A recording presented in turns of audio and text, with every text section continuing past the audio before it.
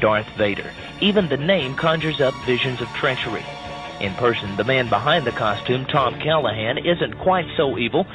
Callahan is one of 3 stuntmen who played Vader in the original Star Wars.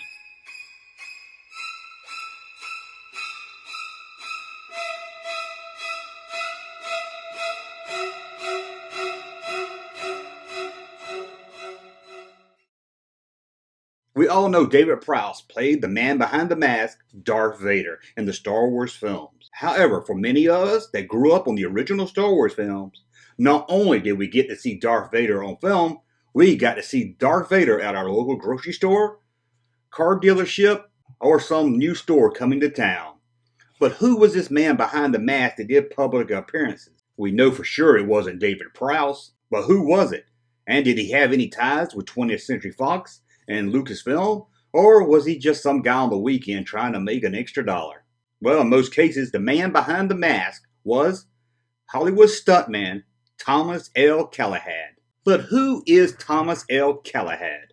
Well, according to him, he was a professional Hollywood stuntman who was one of the stuntmen to play Darth Vader in the films. Callahan was surely the right size. He stood 6 feet tall and 11 inches and stood a little over 7 foot tall when he put on the Darth Vader costume. However, while researching this video, I could find no information at all that a Thomas Callahan or even a Tom Callahan worked for Star Wars. I headed over to the Internet Movie Database just to check the cast and crew credits for Star Wars A New Hope. Maybe I was wrong. Maybe I'll find his name there. But no one at all working on Star Wars had the last name Callahan.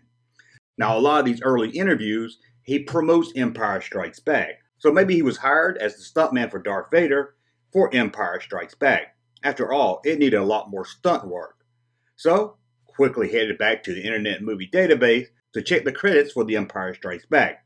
Again, no Callahan at all listed anywhere in the credits.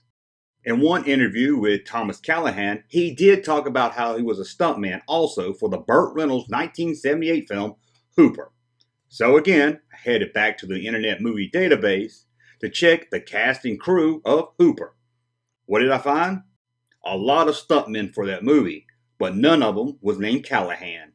In fact, I searched the entire Internet Movie Database for any stuntman with the last name Callahan and found nothing. So who was this man behind the mask, Thomas L. Callahan? If he wasn't a Hollywood stuntman, never worked on the Star Wars films as he claimed, how did he become the public face of Darth Vader? He would always make appearances at local grocery stores, car dealerships, wherever he could to talk with fans about Star Wars, answer your questions, and take photos with the young Star Wars fans. But did he work for Lucasfilm or 20th Century Fox? Well, let's go back to a 1983 article where Thomas Callahan himself talks about an incident he had at the Finger Lakes Mall. There, a local restaurant manager wanted to take a picture of his daughter standing next to Darth Vader. Callahan agreed, didn't think much of it, and went on meeting other fans. However, a few weeks later, the restaurant started placing Darth Vader on their placemats that read, "Darth Vader ate here." 20th Century Fox and Lucasfilm was not amused by this and sued the restaurant for $3.5 million. Is this story true? If so, it might lay claim that he worked for Lucasfilm and 20th Century Fox. First up, we do know Thomas Callahan did appear at the Finger Lakes Mall, like his story says, as Darth Vader. And thanks to the newspaper ad, we know he was there on August 15th and August 16th of 1980. According to the ad, he would be wearing his authentic Darth Vader costume. But does this prove that he worked for Lucasfilm or 20th Century Fox? Let's look closer at the ad, where it said he would be wearing his authentic Darth Vader costume. Now, this was the early 80s. Making a custom fan-made Darth Vader suit would take a lot of money and a lot of work. If this was an authentic costume that looked like the Darth Vader we've seen in the film, there was a good chance he was backed by 20th Century Fox or at least Lucasfilm. So let's take a look at that costume. Now, color photos of someone making a public appearance in the early 80s as Darth Vader are hard to find, but we do have some black and white ones to be credited as Thomas Callahan in the photos. And if you look at the Darth Vader costume, it's really not that good. At least not something from 20th Century Fox or Lucasfilm that would be used as a public appearance for Darth Vader. Callahan travels around the country appearing as Vader and has many stories about what has happened at shows. including a time a child came up to him carrying a Darth Vader doll and said, "I hate you," just before he ripped the doll's head off.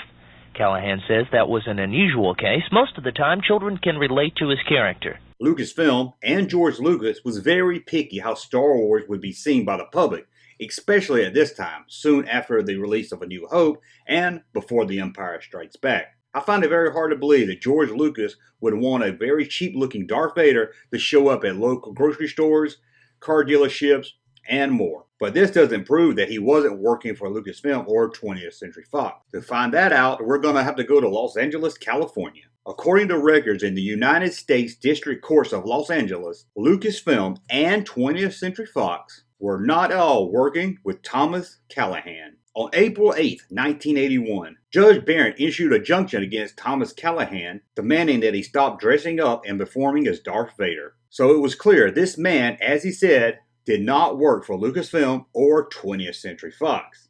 And, being that his name doesn't appear anywhere in the films, it's very unlikely that he was a stuntman as Darth Vader or even a stuntman at all in any of the Star Wars films. In fact, being that he can't find his name credited for any movie at all, it's unlikely that he was even a stuntman as he claimed. And when you look at his costume, it was nothing more than a cheap Darth Vader helmet that you could buy at almost any department store at that time. The rest of his costume, a plastic chest plate, and black pajamas with a black cape. But the injunctions from the courts didn't stop Thomas Callahan.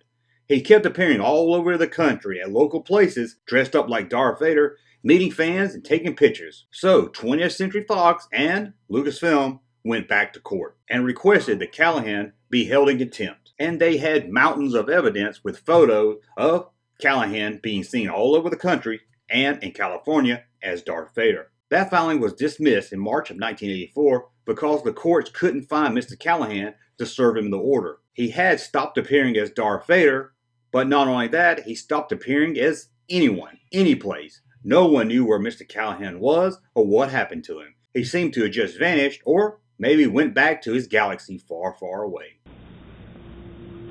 Oh, they're like the bad guy in the cowboy movie. On May 12, 1983, Darth Vader showed up at a local Pontiac dealership to meet fans, sign autographs, and take pictures. Was this the missing stuntman, Thomas Callahan? Not according to the signed agreement with the car dealership. But according to the agreement, this Darth Vader behind the mask was Terry Kelly. The contract states that Kelly would be paid $4,250 for his appearance at the local dealership. And who was Terry Kelly?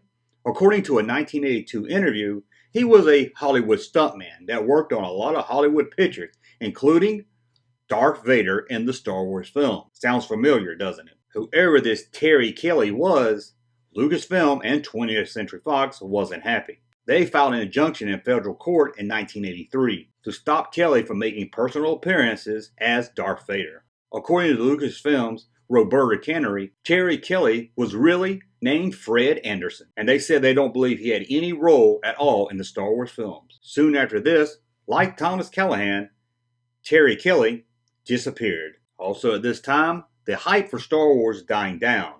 Return of the Jedi had already been released, and there were no future plans, at least anytime soon, for more Star Wars films. So your local grocery store, your local hardware store, dealership, or whatever didn't really feel the need to hire a Darth Vader lookalike. So we really don't know what happened to Thomas Callahan, Terry Kelly, or Fred Anderson. But I think it's made clear that he didn't work for 20th Century Fox or Lucasfilm. So the next time you're in line to see a new Star Wars movie, and you see someone dressed up like Darth Vader, shaking hands, taking pictures, signing autographs, who knows, it might be Hollywood stuntman Thomas Callahan. Hope you enjoyed watching this video. Please subscribe to my channel and hit thumbs up so I know you like this content, so I'll make more like this. And leave it in the comments below. Did you meet any of the Star Wars people at public appearances? I know I did. Till next time, thanks for watching. Come on, Fred, take us out of here. Thank you, sir, for that unsolicited testimony.